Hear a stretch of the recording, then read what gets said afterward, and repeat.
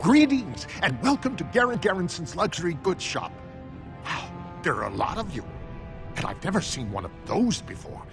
The things they come up with. What was I saying? Oh, I was hoping you wouldn't notice. Most people don't anymore. Or maybe they're too polite to mention it. I had a little incident a few years back. Too much time with the raw lyrium ore, you know. Maybe it was a bad vein. I cut myself and the dust got straight in the blood. Since then, it's been a little hard for me to concentrate. Except when forging, then I'm straight as an arrow. Best work you've ever seen. Look around the shop. See for yourself. Of course we are. Weak surfacers like you touch the raw ore, and you'll bleed from your eyeballs in hours. Weird seeing how big you are. Even surface dwarves lose it. Us down here, though, we should be able to handle it just fine. Only not too much, and not every day, and not breathing the dust, and not direct in the blood. Ancestors' own bad luck.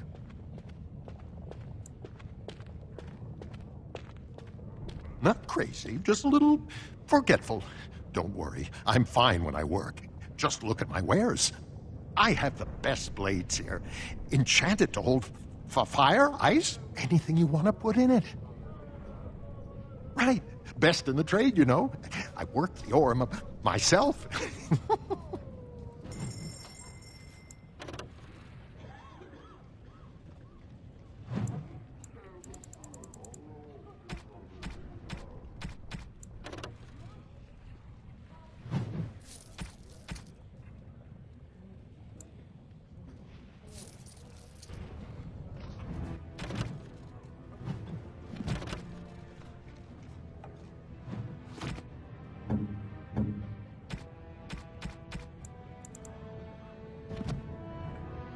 What have you there? A mirror? It is just the same as the mirror which Flemeth smashed on the ground so long ago. It is incredible that you found one so like it. I am uncertain what to say. You must wish something in return, certainly.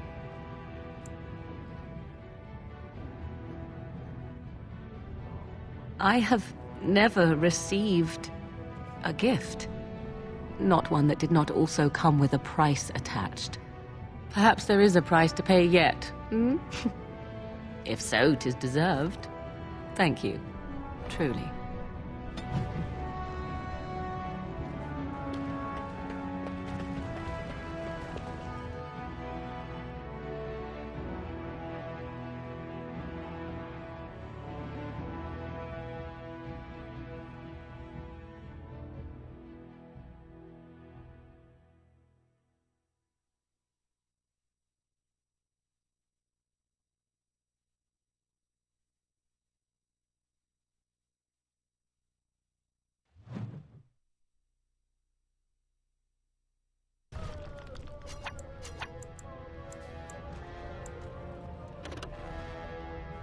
Yes.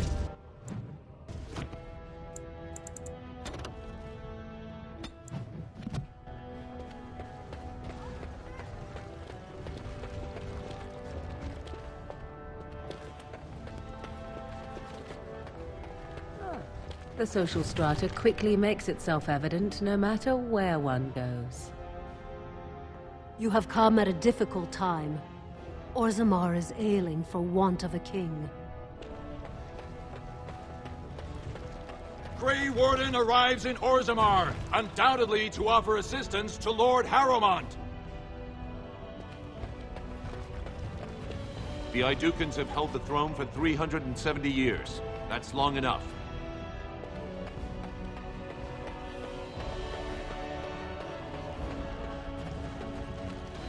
This has dragged on too long. It's an insult to King Endrin's memory.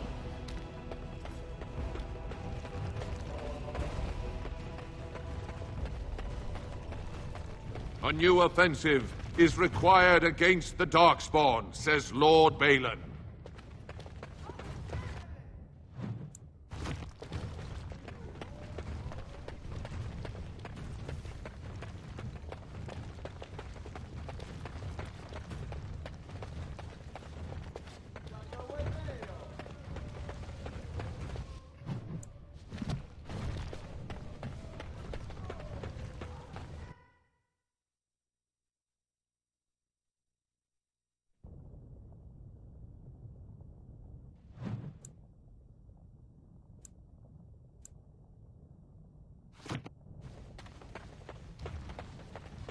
thief! Who would dare take from the memories?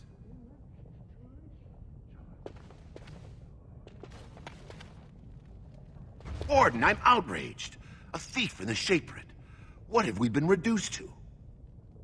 I did. He was bald, with the most garish brand across his head. Almost like he took pride in being castless. Imagine. He's probably in the slums somewhere. As if he'd find a buyer for a stolen tome in Dusttown. They couldn't know the value.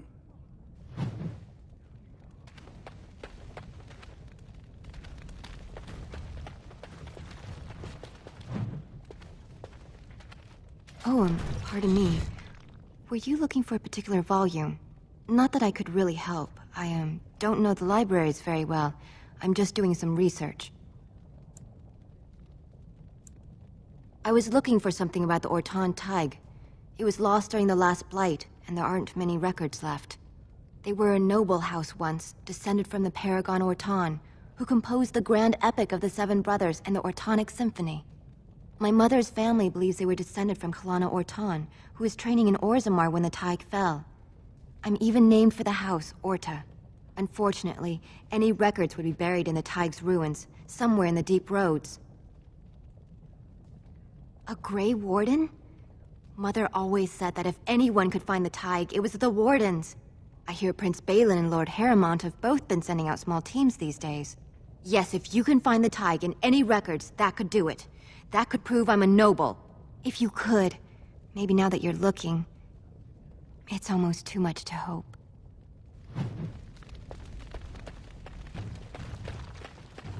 All right.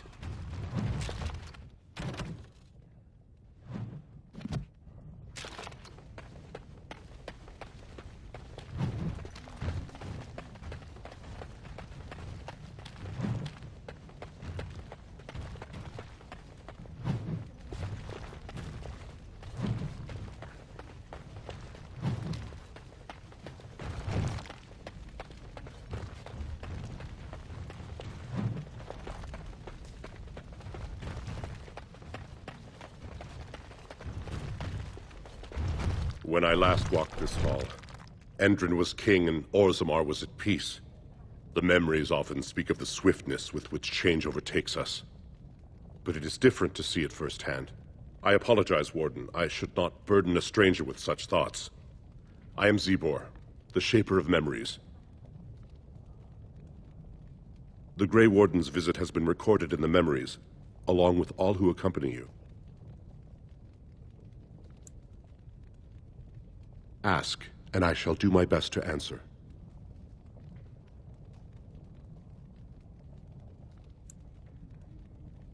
According to our legends, 7 brothers founded our empire. The youngest, Bloadlik, was the wisest and was chosen king. His children formed the noble caste. The eldest, Giachet, trained his sons to defend their king. They became the warrior caste. Shotgyar founded the artisans. Orzatjar forged our first swords. It was Orzammar who dug the mines that became our city's foundations. The twins Koapar and Noct both founded trading houses, but Noct was wounded in battle. On his recovery, he swore to serve his brother's sons. The casteless descend from criminals and those repudiated by their own families, or who chose to go to the surface and live by human laws. They have no ancestors to guide them and no families to claim them. They should not have been born. Their parents defied their shame and brought cursed children into the world. It's better they die young.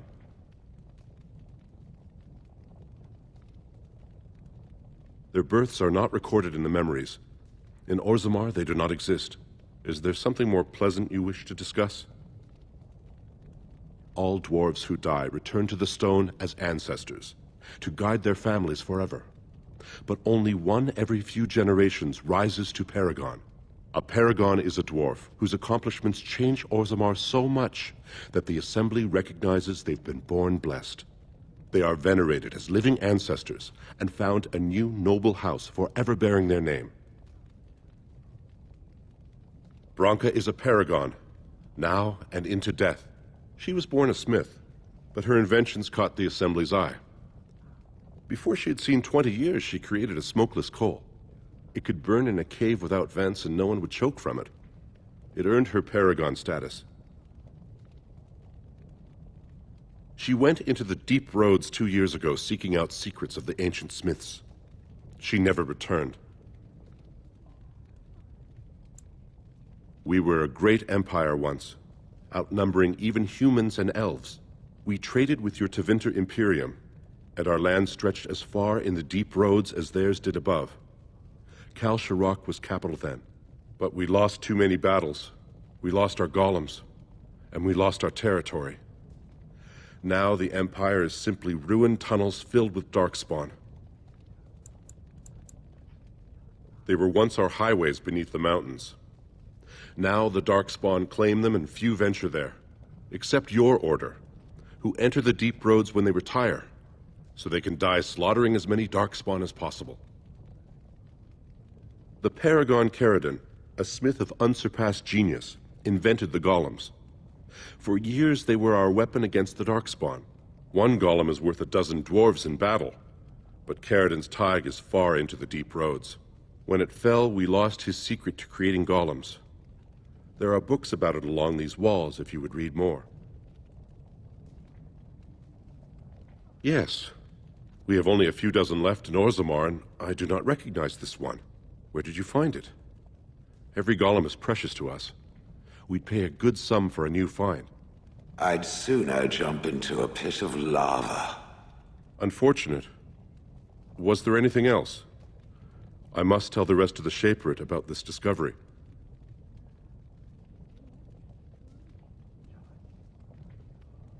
At the other side of the old empire, during the last blight, the kings of Orzammar knew they couldn't hold everything. They sealed the deep roads, abandoning everyone still trapped in far-flung settlements. It was the only way to survive. Kal Sharok is the only other city to outlast the blight. We only rediscovered them recently, and they still haven't forgiven us. I will settle your mind if I can, Warden. Please, speak your mind. That is an odd request, especially for one so new to our city. I thought so. This is not the first time he's made this plea. My answer to Brother Burkle hasn't changed. So I ask you the same. On what basis would you have me insult the ancestors and overturn 2,000 years of tradition?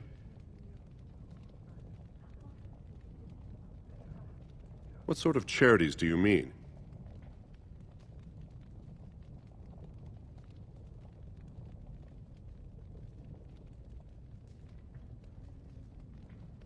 Traditionally, that is their extended family's responsibility, but sometimes people fall through the cracks.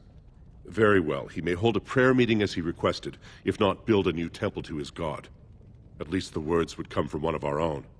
Now, is there anything more? I will record this conversation in the memories. I hope I do not come to regret it.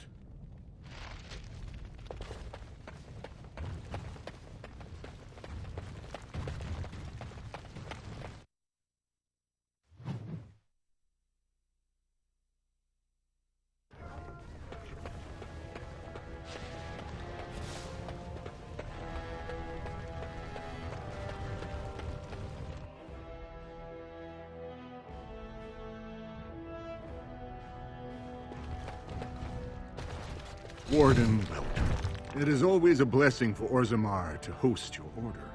I am Vartag Devorn, top advisor to our good Prince Balin. What news do you bring? Ah, ancient documents indeed. These were signed in the reign of Eithnar Bimo, Paragon and King. That was 16 generations ago. Now the difficulty is that the treaty only compels our king, and we are sadly lacking one of those right now.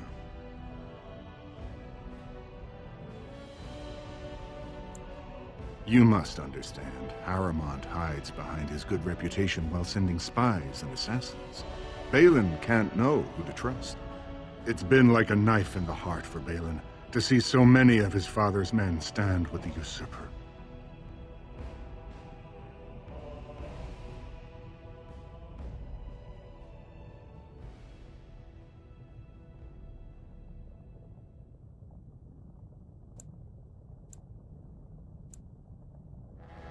that hurts worst of all. That Harrowmont would take advantage of the dying king's delirium to plant such poisonous suspicions against his own son. After that, you understand why Balin cannot trust the word of a stranger, however reputable that stranger might be. Would you be willing to prove that? Harrowmont has engaged in a campaign of bribery and coercion to ensure that every house serves him. But if a neutral party, a stranger, were to approach certain key members, perhaps with irrefutable evidence of Harrowmont's deception, I'm certain my Lord Prince would show his gratitude. Harrowmont promised the same portion of his estate to two different Deshers, Lady Dace and Lord Helmy. Harrowmont can't possibly grant it to both of them, but they won't find out until after the vote is cast. I have copies of the promissory notes Harrowmont gave each of them. Once they see those, they should both reconsider their votes. That's not important. If they ask, say you found them while searching the Shaper's libraries for your treaty.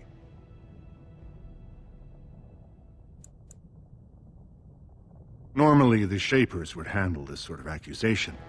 They are the scholars who manage our laws, histories, and genealogies. They are the final arbiters of all disputes in Orzammar. Unfortunately, the Shaper of Memories is the most important among them, and his grandfather was Lord Harrowmont's aunt's first cousin. Obviously, we cannot expect him to offer an unbiased opinion.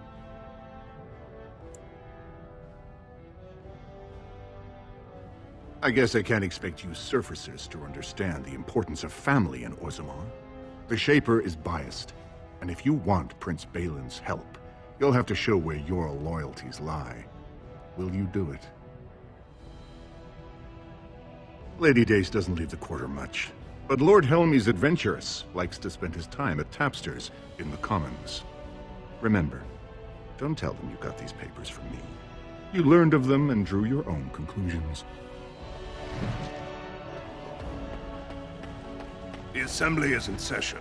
Enter quietly if you wish to observe.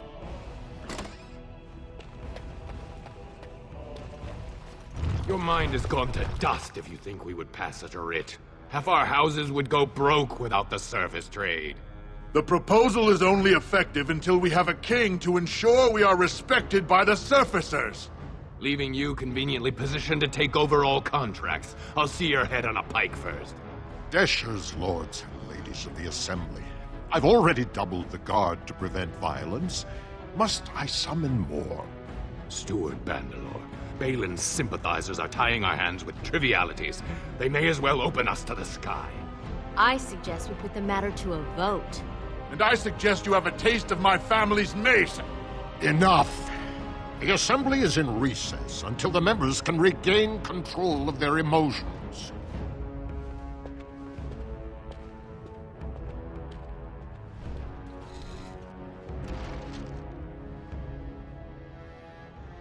Stone-forsaken fools and dusters.